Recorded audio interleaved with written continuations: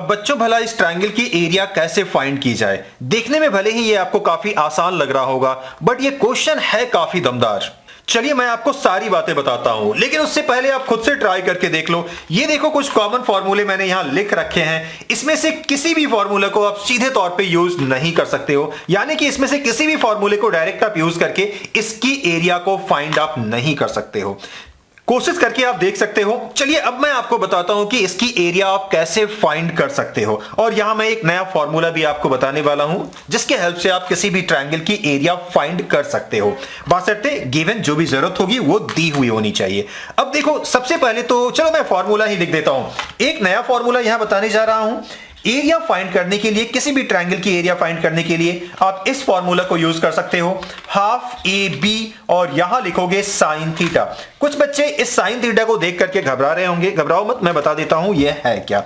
लेकिन सबसे पहले यह समझ लो कि इस फॉर्मूला को आप कहां यूज कर सकते हो। इस फॉर्मूला को यूज करने के लिए कंडीशन यह है कि कोई दो साइड्स गिवन होनी चाहिए और उसके हेल्प से जो एंगल, यानी कि उसके बीच में जो एंगल बन रहा होगा उस एंगल की वैल्यू दी हुई होनी चाहिए। अगर ये गिवन है तो आप इस फॉर्मूला को डायरेक्ट आप यूज कर सकते हो। अब वैसे बच्चे जो क्लास 10th या उससे आगे निकल गए हैं उसे तो आसानी से मालूम होगा कि ये साइन थीटा क्या है। थीटा को मैं रिप्लेस आगे करने वाला हूं 30 डिग्री से। लेकिन जो बच्चे क्लास 8th 9th में हैं या उससे पहले हैं तो उसे साइन थीटा के बारे में कोई आइडिया नहीं होगा। तो उसके पास दो रास्ते हैं। अगर वो चाहते हैं कि अभी ही सब कुछ सीख ले ट्रिगोनोमेट्री के बारे में, by the way trigonometry class 10th का एक सेंसिटिव चैप्टर है, मतलब कि काफी इंपॉर्टेंट चैप्टर है, काफी कुछ नया सीखने को मिलेगा। और अगर आप अभी ही जानना चाहते हो तो क्लास 10th की बुक को आप विजिट कर लीजिए। और अगर इनके इस वीडियो लेक्चर चाहते हो तो मेरे चैनल पे फुल लेंथ वीडियो आपको मिल जाएगा, आप चैनल पे जाकर के सर्च आउट कर लीजिए। लेकिन काफी लंबी वो चैप्टर है, यानी कि मैंने जो कवर किया है आई थिंक कि शायद 5 घंटे का रहा होगा,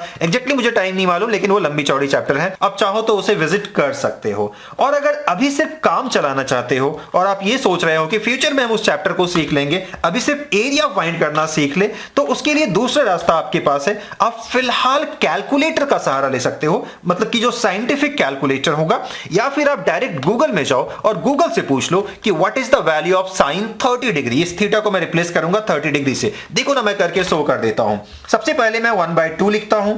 ए के बदले किसी एक वैल्यू को आप लिख लो, जैसे कि मैं 12 को लिखता हूं। बी ऑब्वियसली फिर दूसरा वाला हो जाएगा, यानी कि 20 हो जाएगा। और साइन थीटा यानी कि साइन 30 डिग्री। एक चीज का ख्याल रखिएगा, अगर आप कैलकुलेटर या फिर गूगल से पूछोगे तो यहां डिग्री लिखना, क्योंकि एंगल को मेजर करने के लिए अलग अलग यूनिट्स आते हैं, जैसे कि डिग्री होता है, रेडियन होता है, ग्रेड होता है। तो डिग्री का खास ख्याल रखना आप, ठीक है। अदरवाइज कैलकुलेटर कई बार रेडियन समझ लेता है, फिर आपको आंसर कुछ और देगा और आपको ऐसा लगेगा कि मैं गलत बता रहा हूं।